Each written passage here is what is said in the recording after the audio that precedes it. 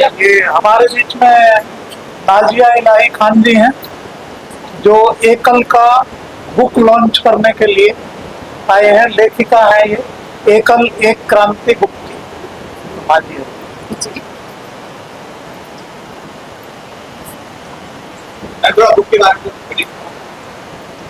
Book actually में ये पूरी किताब बहुत ही धार्मिक तरीके से भारत की सभ्यता, भारत के संस्कार, भारत की संस्कृति को दर्शाते हुए और ह्यूमैनिटी ग्राउंड को भी दिखाते हुए ये बुक लिखी गई है।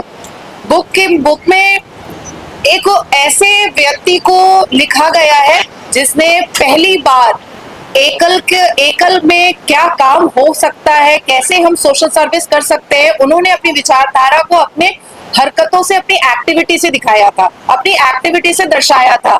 उन्होंने जब उड़ीसा जाकर के, जो झारखंड था, जब वहां पर वो गए और उन्होंने रिसर्च किया कि बच्चों को कैसे पढ़ाना चाहिए, कैसे समझाना चाहिए, तो उन्होंने सोचा कि खेल कूद करके, गा के, नाच करके हम शिक्षा को आगे बढ़ा सकते हैं।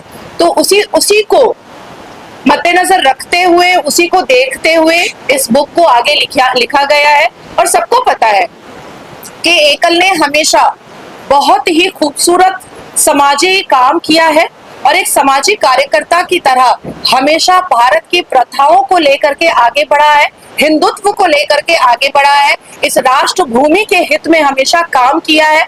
लेकिन किसी भी तरीके का कोई भी टीआरपी या किसी भी तरीके का कोई भी पब्लिसिटी इनके बिल्कुल भी मेमोरेंडम में नहीं है।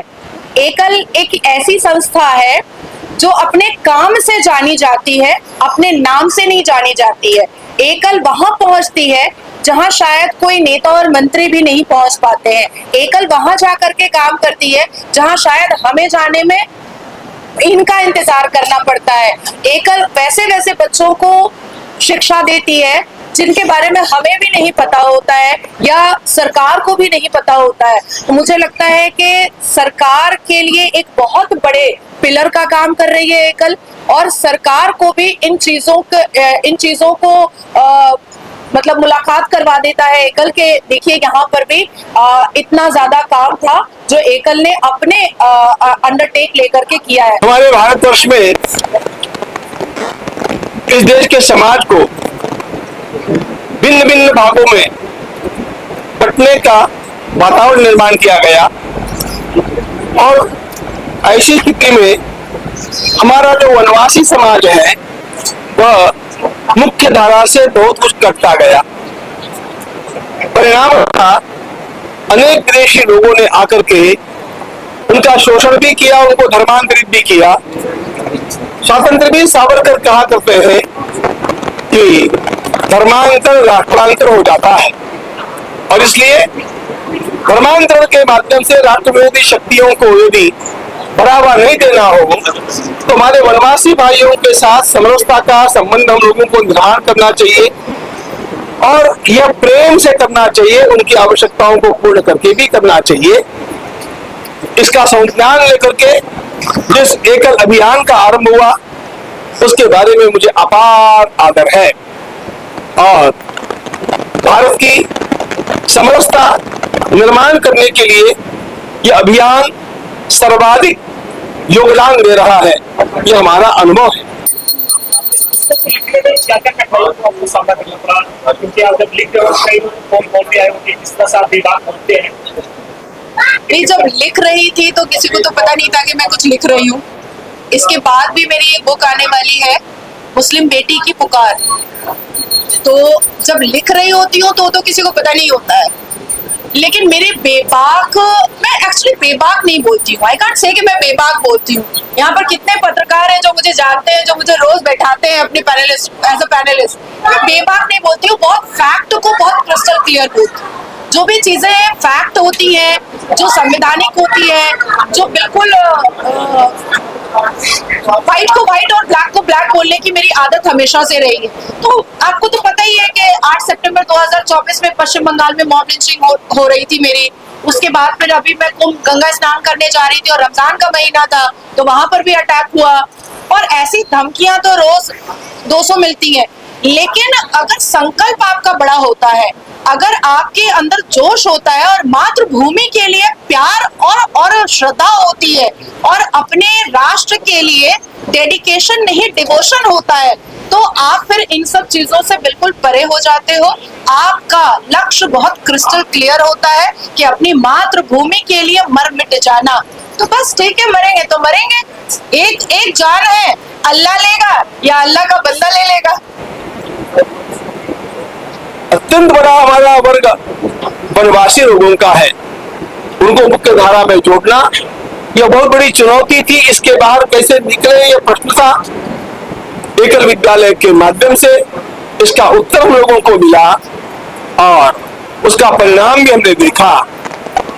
एकल के कार्यकर्ता समाज के लोगों को जोड़ करके और उन्हें न केवल एकल विद्यालय के लिए दान देने हेतु प्रवृत्त करते हैं, बल्कि उनको लेकर के वन यात्रा करते हैं। वनवासियों के साथ उनको घुलते मिलते रहने का एक अवसर मिलता है।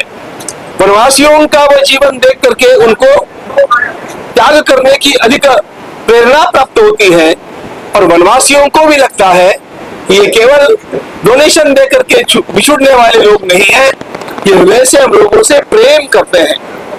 आवश्यकताओं की पूर्ति करना यह एक बात है, लेकिन प्रेम की भावना का विस्तार करना और हमारे भीतर जो एक विसंवाद हो गया था निर्माण, उसको संवाद के रूप में परिणत करना यह अत्यंत बड़ा कार्य एकल अभियान के द्वारा किया जा रहा है। मैं उसका भूरी भूरी अभिनंदन करता हूं और चाहता हूं कि लोग अधिक से अधिक मात्रा में इसमें जुड़े। प्रेरणा तो बचपन से ही थी कि कुछ ना कुछ लिखूं, कुछ ना कुछ करूं, कुछ ऐसा करूं जो समाज के लिए भला हो, कुछ ऐसा करूं कि मेरी मुस्लिम कम्युनिटी की बेटियों के लिए भला हो, कुछ ऐसा करूं कि इस देश की सभी बेटियों के लिए भला हो जाए।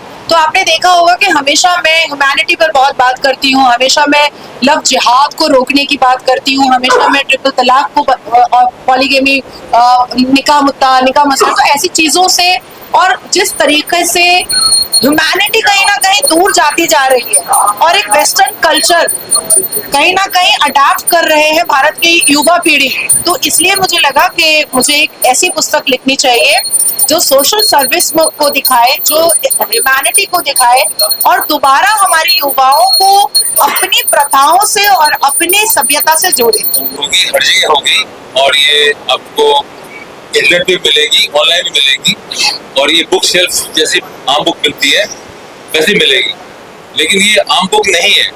इस बुक का हर पन्ना किसी की जीवनी है। आपको एग्जांपल देता हूँ कि नेक्सलिस्ट, उसमें हमारे एक मेंबर ऐसे हैं जो नेक्सलिस्ट थे, वो उनके साथ थे, कई महीने उन्होंने बिताए उनके साथ, सीखा, उनको हर चीज आती कर, वो छोड़ के नेक्सलिस्ट थे, एकल के में आगे लड़ गए।